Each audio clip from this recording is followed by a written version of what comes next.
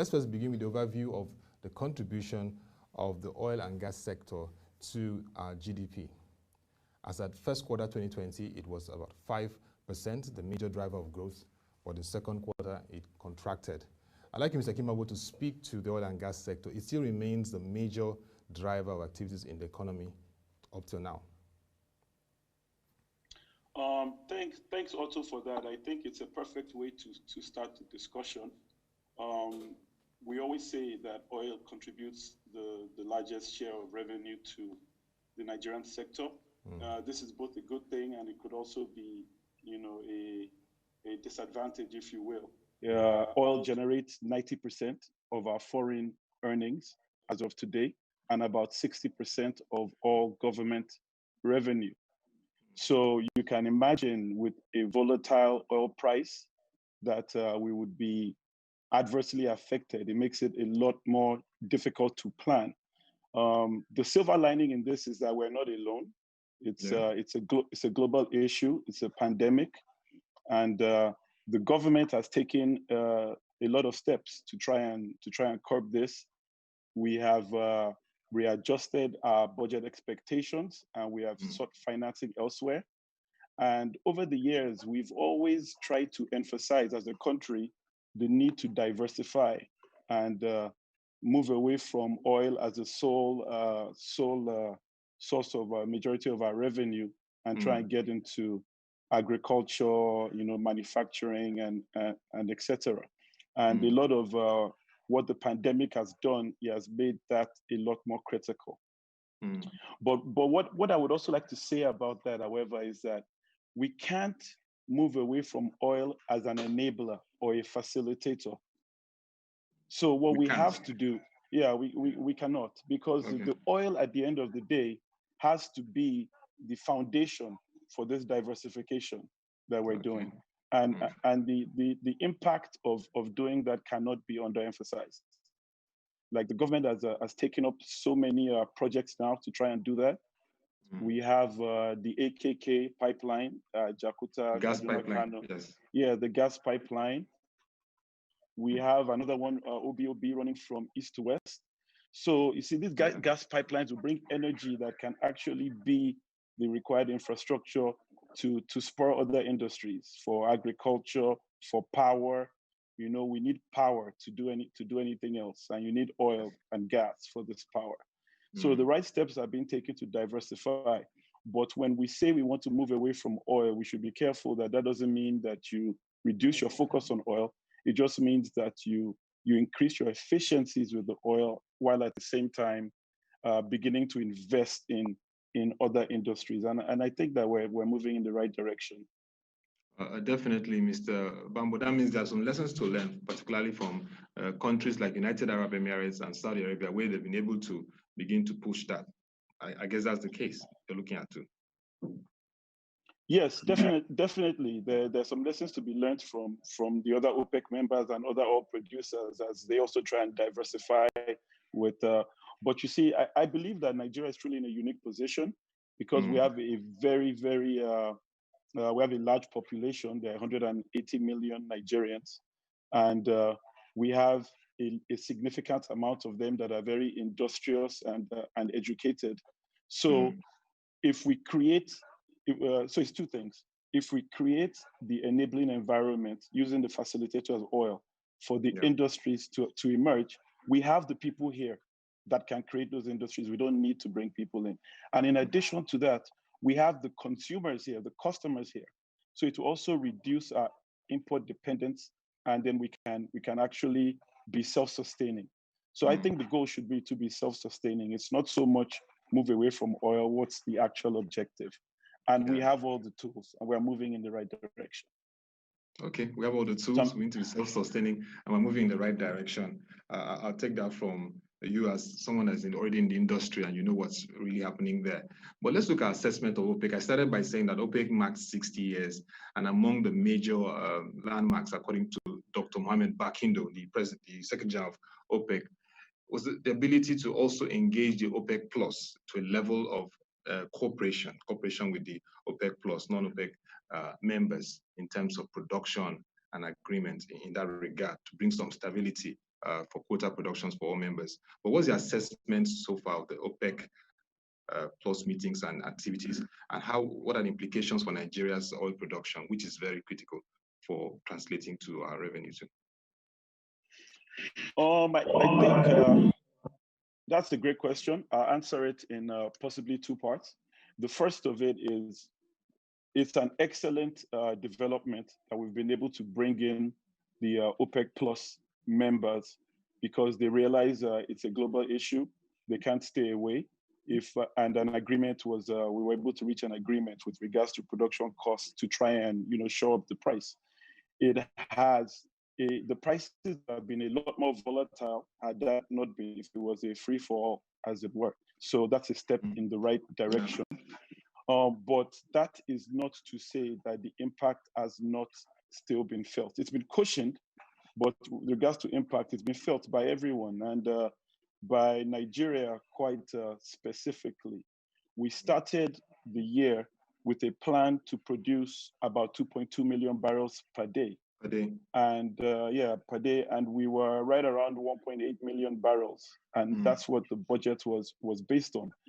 With OPEC cuts, production cuts, we're now down to 1.4 million barrels per day. It's significant. If you calculate the government revenue from that, it's not just in the equity portion of the government investment in oil and gas, but also in royalties and PPT. Yes. So that's a petroleum profit tax. So it's been difficult, and the impact specifically to the independent and indigenous companies has been, a lot higher. We've had to find efficiencies where we can. The government has taken major steps, and there's been help from the Ministry of Petroleum to try and cushion the effect on the indigenous companies. You can imagine that a marginal field producer producing 1,000 barrels, a 20% cut is a lot more painful than someone that's producing 20,000 or 100,000 plus, especially if the oil price has already gone down significantly. Yes. So as an operator, what you're trying to do is optimize costs to be able to survive. So when you have production cuts, what you then need to do is be in a position to still keep the same operating structure so that you can ramp up or ramp down as those cuts change. But to do that, you may need to have higher costs than you would have. So it's complicated things, but I think it's the best move, and involving the other OPEC, the OPEC plus countries has been able to cushion that effect. Yes, and this also is going to definitely have impact on our revenue. Just getting the federal accounts allocation for the month of August period, we're looking at over 690 billion coming in. But definitely, revenue will be critical for the country, for the distribution. Particularly for now, what we do is we share the revenue across the three levels of government: federal, state, and local government. So that's very important. The major concern will be revenue, which of course the fiscal policymakers have emphasized. What are you seeing in terms of revenue prospects as we head to the last 3 months of the year? I think, like you said, the bottom line is revenue. That's why we're in this business. The bottom line is revenue, responsibly and safely, of course. I think the government has made the right projections. As we said, we started with a budget benchmark, I believe, of about $56 per barrel. That's since been reviewed to about 30. Yeah, it's been revised to $30. And oil has averaged $40 year to date. So the government has taken the right steps to review it below what it is now. A minor cause for concern is while we've reduced our price target, we haven't reduced our production target. So we're still basing that on a production target that's no longer the case. So we would expect reduced revenues, and we've seen that.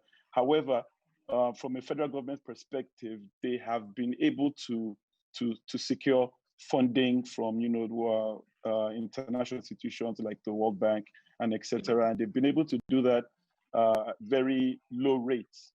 So while we're expecting a deficit, there's a plan in place. Now, for for indigenous companies like us in Oando, we've taken steps as well to guard against this.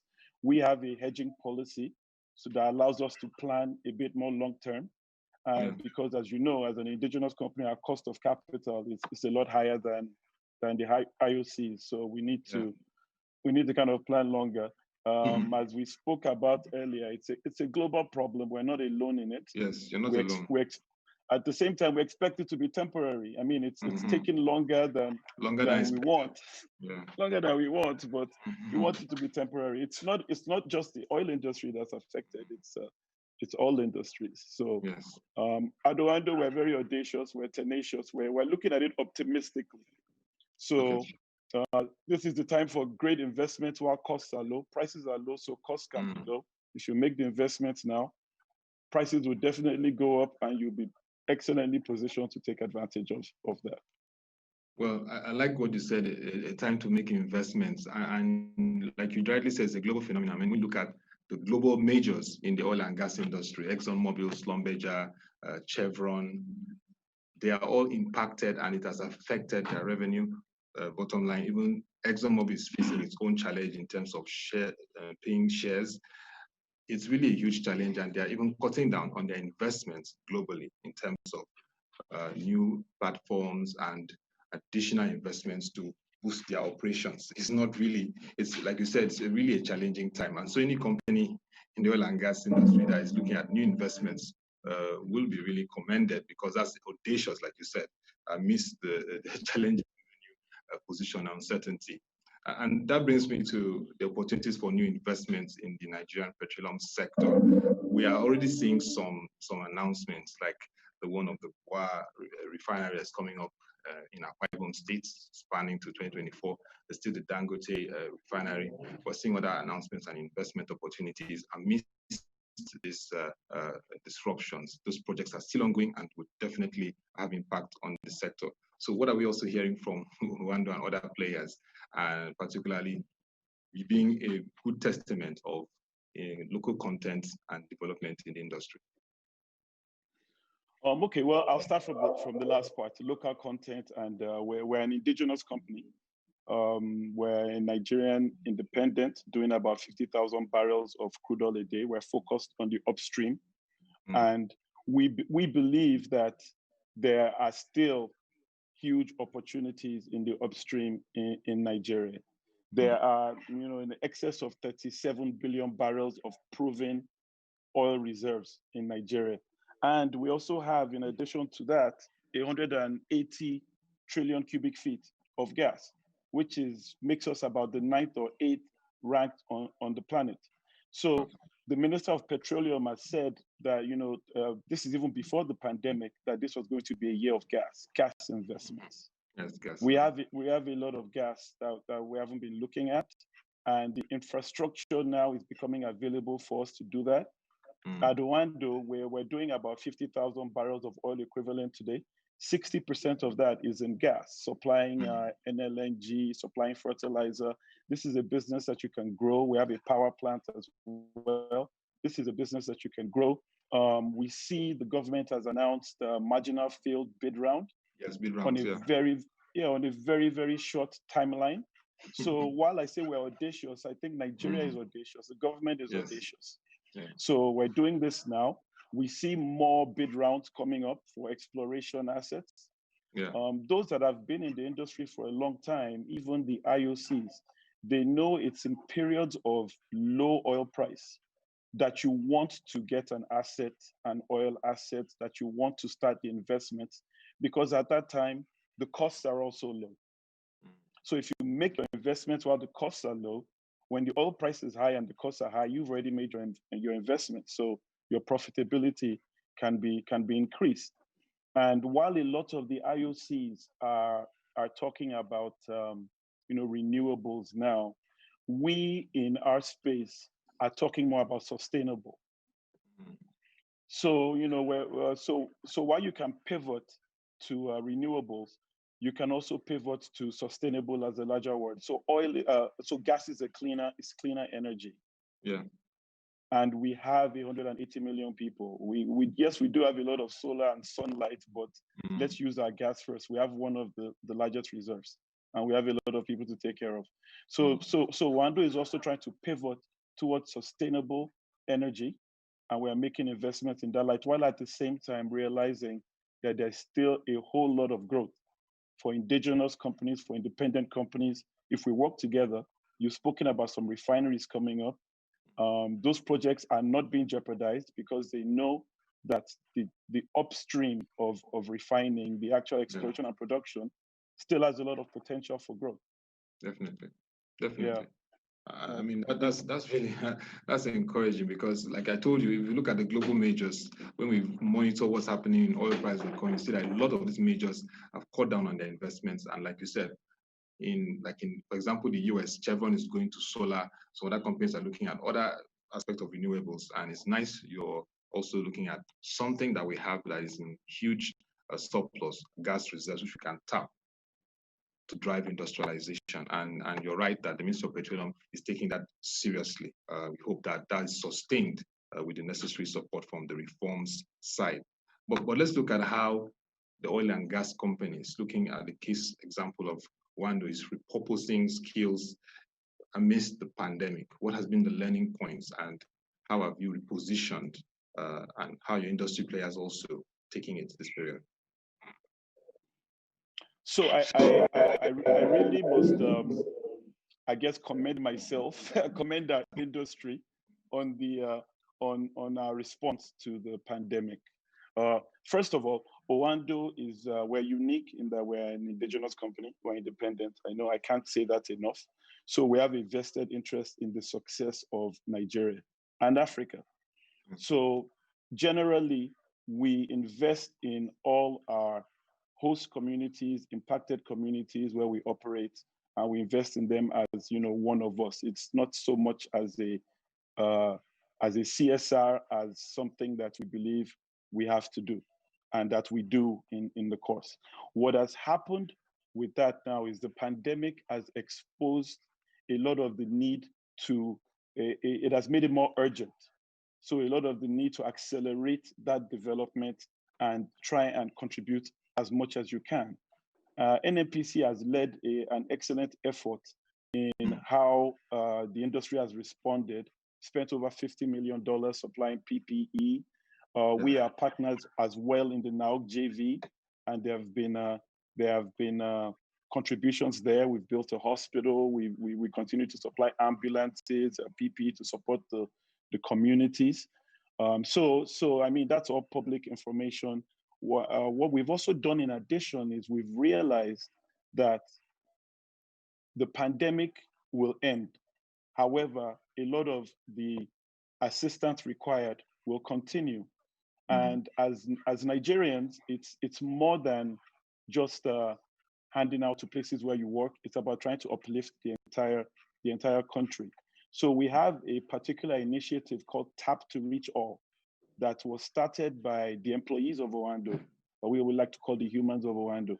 And the idea for that is we're raising money, contributing ourselves to feed people that don't have food. So something basic like that, we've just picked that as our challenge. And we want to end the idea of anybody being hungry in Nigeria in the midst of all we have.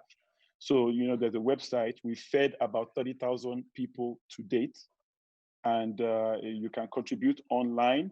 The pandemic has taught us that we can actually use tools that already exist to try and create change. So Definitely. before this, we had Zoom, we had Microsoft Teams, we had all this stuff, but we didn't really use it. The pandemic has shown you now that these tools have a lot more impact. So we're using that now to try and create change. That's the one big thing. I think it's a good lesson that's come out, is there's a lot of people need help. And even when the pandemic is over, we need to sustain that to bring everybody up. Okay, so definitely in terms of the skills aspect in capacity building and all that, the oil and gas industry must have learned a lot in terms of remote working experience and operations and maintaining those guidelines and protocols for health in period. Yes, most definitely. You see, it's almost a circular reference for us. Usually in the oil and gas industry, when you go through a period of low oil price, there's always a tightening of the belt and a cost reduction.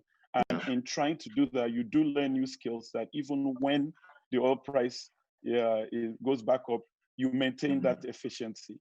Yeah. So the pandemic has been the cause of the volatility with the reduced demand, but at the same time, it has caused us to learn how to work remotely, work more efficiently, and try and derive the maximum impact with the minimum cost. Yeah. So let's look at the outlook. I mean, we have 3 more months to wrap up the year, and of course, the petroleum sector remains very critical. Major revenue earners. So anything that's happening there is everyone is watching and has to know what's happening and hope it's to our good. But what do you see as the 2-3 key drivers of what will happen and shape our economy, particularly in the petroleum sector? What should really happen? We know that the oil price regime is now between $40 to $45. It's volatile in that light. Oil production, I mean, we are doing our best to meet up with the quota, and we still have to make more revenue. Companies are trying their best to meet the challenge. Every oil and gas company has faced pressure in terms of maintaining operations, in terms of the fact that they have to reduce their investments due to the challenge of production and, of course, the disruption by the pandemic. What are those key things you're seeing that will shape the remaining part of the year? Okay, for me, I believe the key focus for the rest of the year are, first of all, we've been going through this since February roughly. So we're approaching a stabilization where we all know what the environment is, and now the adjustments have taken place, and we should see a lot less volatility. We know where oil price will be. We know where costs are going to be. I believe the government has also taken some excellent steps to try and merge that timing in such a way that we're going to have the closing of the marginal field bid rounds, which will bring a lot of new players into the upstream. And that's also going to spur a lot of economic activity, especially since this time around, there's going to be tight timelines for you to meet milestones to get to production. So that's going to spur the economy, spur employment in the sector. So I see that happening very quickly. And then there's also the PIB that we've been talking about for such a long time. Very important. Yeah, if the PIB long overdue. There you go. It will also give us a lot of stability. You know, when you have stability and you can plan. Yeah. So there's that. I'm very optimistic, and I believe that what we're going to see going towards the end of the year and going forward is really a rise of the Nigerian independence and a rise in their contribution to the Nigerian economy and to the people. So, I mean, it's great to talk about the Chevrons and Exxons, but as they begin to pivot to other things, then we should start talking about the Oandos in the same breath, if we're not already doing so. Yeah, yes, definitely. And talk about the petroleum industry, it therefore calls for the industry, particularly all key players in Nigeria, the indigenous companies, to see how they can work more closely, engaging the National Assembly members to push on this bill. I mean, it's very important. I mean, in the West, we've seen how they form lobby groups to push in for legislations that will impact the industry positively. I guess that's the thinking of your industry players. Yes, that's right. This particular government has engaged with the indigenous companies and with the IOC as well. They've engaged with the industry. I believe that the petroleum industry bill has moved. They understand the challenges and also the aspirations of the companies. So that's happening. That's happening, and towards the end of the year, we expect to see quite a lot of movement in Q4. So it's an optimistic outlook. It's an optimistic outlook. Definitely. And looking at the decisions around gas stations across the country, that again brings to the fore some of the things that we talk about: sustainable energy, tapping into our resources. Is that a good step taken by the Ministry of Petroleum Resources? When you say gas stations, I don't know if you can just clarify that. Using the gas, I mean, enabling gas stations across the country, gas filling stations. Oh, right. No, definitely. the pivot to gas is an excellent step by the Nigerian government, and it's one that we've spoken about for many years now. We have a lot of gas that we're not utilizing, and we're starting to create the infrastructure that we're trying to conclude the creation of the infrastructure that will allow us to do that. I don't think it's we have an option. It's a case of speed, and we can see the acceleration in that process now. We have to move to gas. It's a cleaner fuel. It's more sustainable, and we have a lot of it. And we have a huge market even within our own borders. So as people talk about globally, as people talk about, demand for crude oil is going to go down. We've already reached peak oil production. What they don't talk about, and we need to tell our own stories, is that we have 180 million people in Nigeria that need crude, that need power, that need energy to diversify the economy, and even outside of Nigeria, in Africa as a whole. So the market is there for us. We don't have to look at it in terms of what's required in Europe or what's required in North America. Okay. Even within our own sphere, the market is there, and we have to be brave enough to take those steps. Yes, we have to be brave enough to take those steps in terms of this whole gas industrialization. The AKK gas pipeline, like you said, is a welcome development, and we hope to see more of those projects that can harness gas reserves, because definitely that's a big boost for us when you look at what is happening in climes like Russia, particularly, who's a major player in gas. But what will be your closing thoughts in terms of making our industry, the oil and gas industry, continue to be sustainable and then drive industrialization and, like you said, economic diversification in revenue? Because already the economy is diversified, but that revenue base is not diversified till now. At Wando, we employ Nigerians first. It's not because we have qualified people here, so that's what we look for.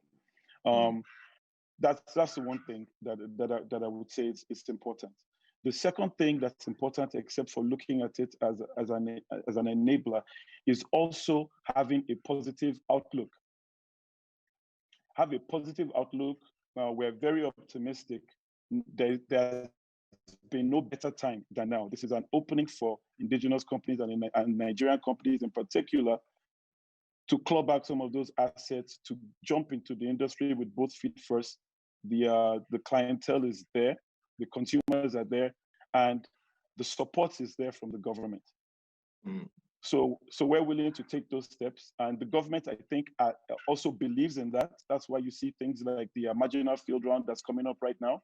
I can't emphasize that enough. There's a lot of excitement in the industry. It's going to create a lot of jobs and a lot of revenue for the government, and they're taking it extremely seriously. We expect on the back of that a full bid round and also the PIB. So you're going to see a transformation in the industry that will contribute significantly to the revenues, even in the oil and gas. So don't be scared that the amount of contribution in the oil and gas is still going to be high, but see it as an enabler, because the more investment you have there, the more it creates opportunities in other sectors that they can take off. Yes. I mean, you said it. You said it, Mr. Bambo, that it should be seen as an enabler for a diversification in terms of revenue, which examples are in UAE, United Arab Emirates, and even Saudi Arabia. We should also be excited about the new marginal rounds, full bid, which you've talked about, and we'll be monitoring it because it's expected that it will be a transparent marginal round in terms of the bids and the whole process to very competent firms.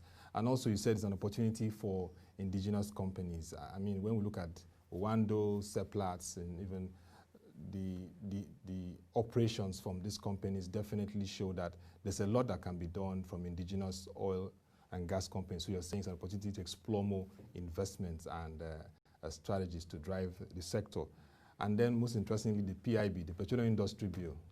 All hands must be on deck to make this bill become a reality. We've seen the KAMA Act signed into law. We've seen interesting bills across the country. So definitely all eyes will be on deck to see if the PIB will be signed into law, because it will definitely transform the industry and move our economy forward. So indeed, despite the volatility, the uncertainties, and the impact of COVID-19 on the oil and gas industry, there are still opportunities and positive things to look out for in that space, and definitely we're monitoring them in the course of our program every Tuesday. Thank you very much, Mr. Bambo, Ibidapo, the General Manager Commercial for Wando Energy Resources, for this time and this conversation as we looked at repositioning our oil and gas industry to drive sustainable growth and development in Nigeria. It was nice having you on the show. Thank you for having me on the platform, Otto. I enjoyed it immensely. Thank you so much. And we look forward to having you to speak on subsequent shows on what's happening in terms of investments and growth in the industry. Anytime. I'll have more good news. Thank you.